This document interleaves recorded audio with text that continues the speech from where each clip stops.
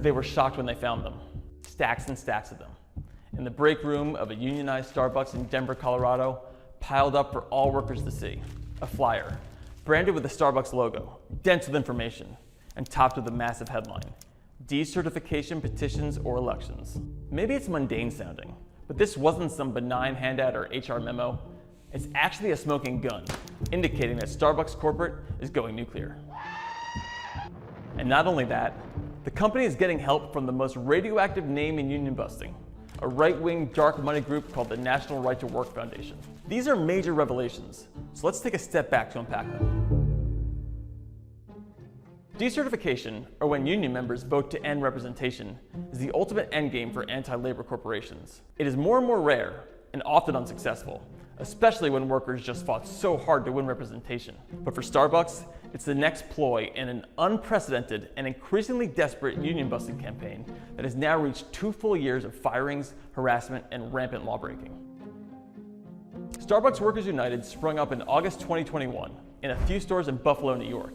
There are now more than 350 locations and 8,000 members represented by the union. That's a record pace, even with the company's illegal activity slowing down momentum a bit. Workers have held strong though, so now Starbucks is shooting for decertification as a last gasp tactic, and based on our reporting, it's being very aggressive about it. These flyers, for example, they're supposed to be distributed only to workers when they ask about voting out their union. That clearly did not happen. They were left out in the open for everyone to see.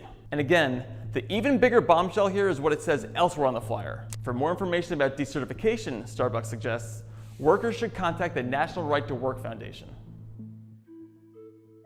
So who is the National Right to Work Foundation?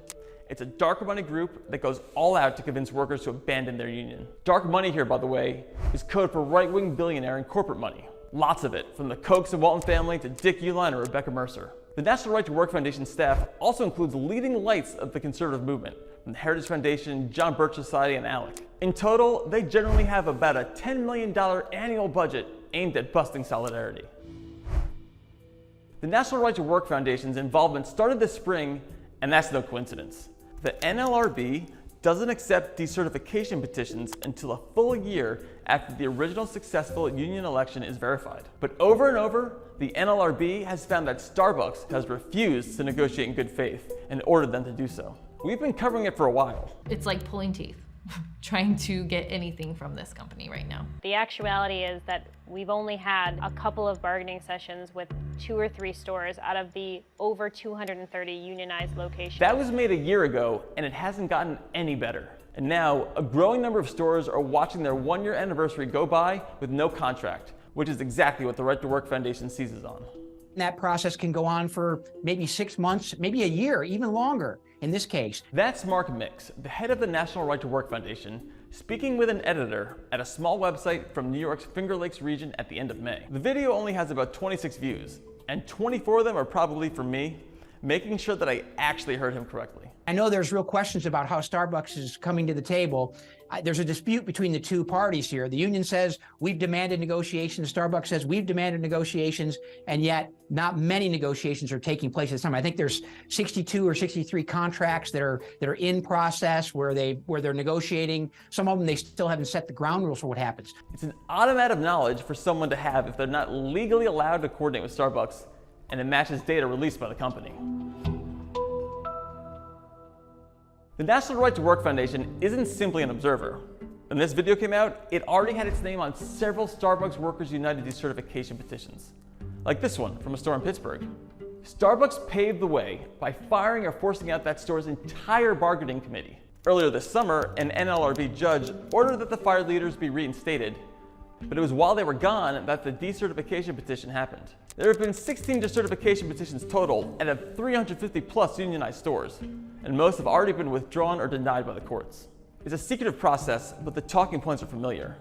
Here's Mark Mix again, offering misleading information about the union negotiations that come straight from the Starbucks playbook.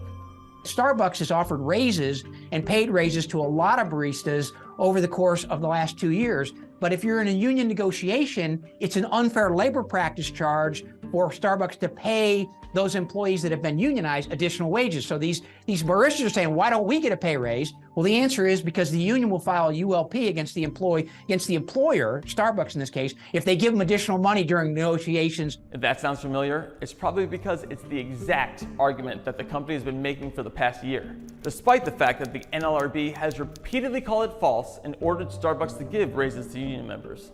My understanding was under the law, we did not have the unilateral right to provide those benefits to employees who were interested in joining a union. Yep, it was illegal and untrue, and the company continues to break the law, even if former CEO Howard Schultz refused to acknowledge it.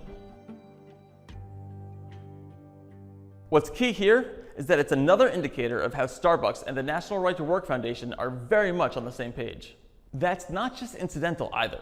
We've spoken to Starbucks union members across the country who have worked in stores that have filed decertification petitions. In New York, Pennsylvania, Denver, Virginia, the story has been the same.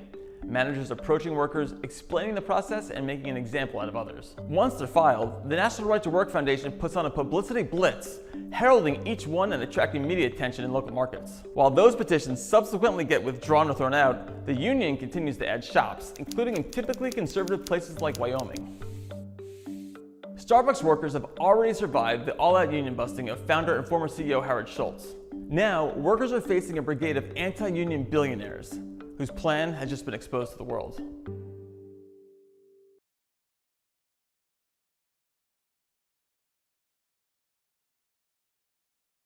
Nice, you made it, which means you are probably pretty fired up about what you just watched. Well, I've got some good news and bad news. Bad news first. Corporate corruption happens everywhere, constantly. That's what they do. It's how they breathe. It's how they make their money. It's everywhere. The world's awash in it. The good news, though, we're covering it 24/7. So we are keeping tabs on everything that's happening and trying to expose as much as we can. You know what'll be helpful, though, is you giving a like to this video. That helps me, I admit. And subscribing to More Perfect Union, because you will be the first person among the other subscribers to get updates all the time about our different investigations.